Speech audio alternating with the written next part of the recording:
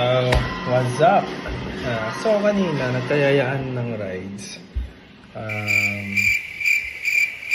Pumunta kami ng Seaved and then sa Kawayan. Boardwalk ba yun? Ang ganda pala. Pwede na! Ngayon, sa sobrang ganda, Gago! nag-enjoy naman kami. Pero merong challenge na sinasabi ko kay Sir Ives. Yan na yung kapag lalabis kami next time, yung may OBR kami. So,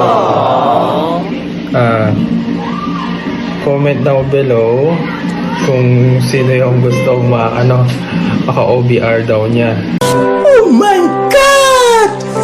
Wow! Kahit sino naman, basta wag lang bata. Gago!